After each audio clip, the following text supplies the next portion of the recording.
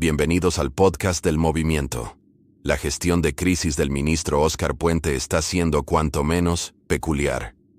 Tras el accidente de tren, su estrategia comunicativa ha pasado de la prudencia inicial a una especie de guerra personal contra lo que él llama bulos. Ha prometido desmentir una barbaridad cada día, pero parece que esta táctica se le está volviendo en contra, convirtiéndose en una huida hacia adelante, donde la dimisión, según él, no es una opción. Uno de los puntos más conflictivos ha sido el estado de la vía donde ocurrió el accidente.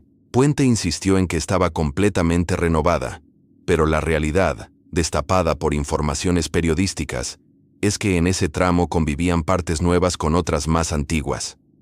El propio ministro tuvo que admitir que estas partes se unían mediante soldaduras. Su defensa se basa en una interpretación muy particular de las palabras. Sostiene que una renovación integral no significa que todo sea nuevo, sino que es normal combinar piezas de distintas épocas. Esto, como mínimo, es engañoso. Ocultó que había tramos antiguos hasta que el periódico El Mundo sacó a la luz la verdad, demostrando que la renovación fue parcial. Y de aquí nace otro de sus desmentidos falsos. Puente calificó de bulo que el carril roto fuera antiguo, asegurando que era completamente nuevo, fabricado en 2023 e instalado en 2025. Un momento, ¿2025?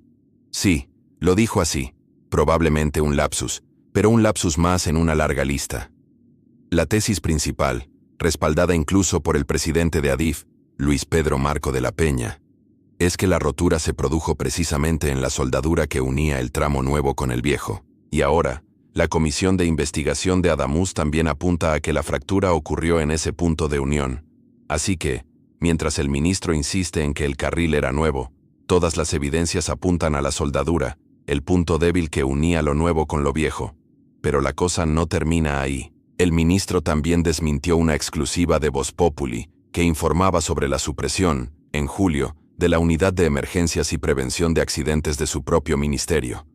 Puente afirmó que sus competencias pasaron a un nuevo observatorio. Lo curioso es que la propia noticia ya decía eso. Lo que el ministro no desmintió, y es el verdadero meollo del asunto, es que la Oficina de Atención a las Víctimas, integrada en ese nuevo observatorio, cuenta con un solo funcionario, un único jefe de área para atender a todas las víctimas de accidentes. ¿Es esa la estructura adecuada para gestionar emergencias? La polémica de los desmentidos se agrava porque ADIF, la empresa pública que gestiona las infraestructuras ferroviarias, ha contradicho directamente al ministro, y no en un detalle menor, sino en la fecha de la última revisión de la vía. Mientras Puente afirmaba con seguridad que la inspección se hizo en noviembre, el informe oficial del gestor ferroviario señala que fue 2 meses antes, en septiembre. Esta discrepancia es crucial. Si la revisión fue en septiembre, la versión del ministro queda muy tocada, porque sugiere un desfase temporal que afecta a la credibilidad de toda su narrativa. ¿Y qué dice Puente al respecto? No niega haber dicho una fecha que le favorecía. Una vez que la información real fue publicada, alegó que fue un simple error. Sus palabras fueron: «Me puedo equivocar después de 16 entrevistas y 3 ruedas de prensa, en una fecha, en una cifra. Para ello se distribuye una nota». Una excusa que suena a poco cuando la exactitud es fundamental en una crisis como esta. Y para rematar, tenemos el caso del desprendimiento en Rodalies, el servicio de cercanías de Cataluña. El ministro lo vinculó rápidamente a un destrozo meteorológico. Sin embargo, la realidad fue otra. Los técnicos de Renfe y ADIF suspendieron el servicio por exigencia del gobierno de la Generalitat. ¿El motivo? Una falta de seguridad vinculada al mantenimiento, no al temporal. Es decir, se intentó usar el mal tiempo como cortina de humo para tapar posibles deficiencias en el mantenimiento de la infraestructura. Todo este cúmulo de medias verdades, datos incorrectos y desmentidos fallidos, parece tener un único objetivo: proteger su propia imagen y evitar que la responsabilidad de lo ocurrido recaiga sobre su figura. Él mismo ya ha afirmado varias veces que no piensa dimitir, así que parece que su plan es aguantar en el ministerio, al menos hasta 2027, intentando que su mandato sea lo más plácido posible.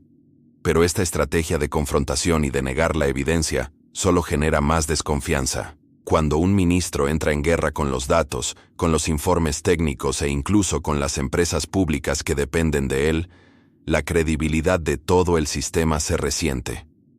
La gestión de una crisis no consiste en ganar batallas dialécticas diarias, sino en ofrecer transparencia, asumir responsabilidades y, sobre todo, garantizar la seguridad de los ciudadanos. La huida hacia adelante de Óscar Puente no parece el camino más seguro para lograrlo.